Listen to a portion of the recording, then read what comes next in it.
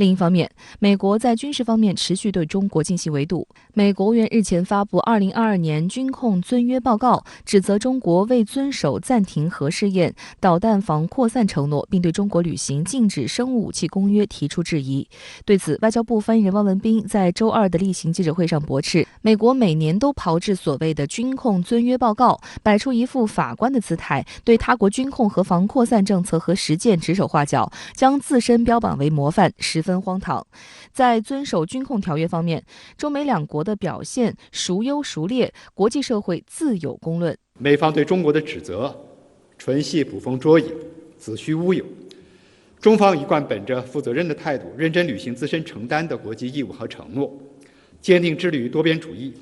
始终坚持维护以联合国为核心的国际体系和以国际法为基础的国际秩序。美国搞这样一个军控遵约报告，是在现在的整个地缘政治冲突、竞争加剧的背景之下，尤其是中美之间的竞争日趋激烈，同时由于俄乌冲突所带来的一系列的全球和地缘政治的震荡效应，那么使得美国它需要通过一些这样类型的政策报告文件，来进一步的转移注意力，将更多国家的目光聚焦到中国问题上。这实际上是美国本身通过一种舆论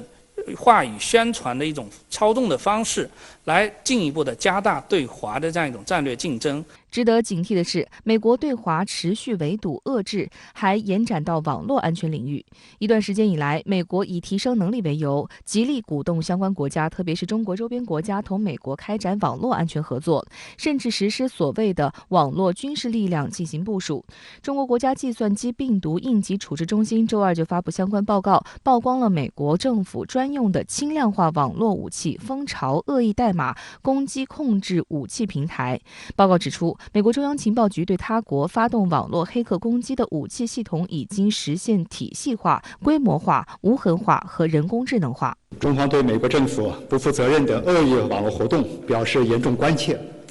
敦促美方作出解释，并立即停止相关的恶意活动。乌克兰危机发生后，美国仍将战略重心放在应对中国崛起上，两个大国之间的紧张关系令外界担忧。被正式确立为李显龙接班人的新加坡财长黄循财日前出席美国智库的一场对话会时，首次就中美关系表态。他一针见血地指出，中国的上升趋势不可阻挡，美国尝试围堵中国崛起，不仅十分困难，也不会有效。Trying to contain China's rise will only cause China to redouble its determination to become more self-reliant, to grow its own little giants, and to develop its own indigenous technology. Keeping China out of the system will only cause China to develop its own parallel system with its own rules. 在黄循财看来，若美中双方能继续良性竞争，却又相互依存，在开放的框架里寻求互惠互利，整个世界都会更安全和更美好。So we hope a better outcome will be for both sides to continue engagement,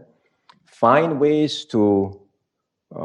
work together on many issues where there are in fact shared interests. Contain China, I think, will be very difficult. It will not be effective. It will be highly destabilizing for everyone, including America.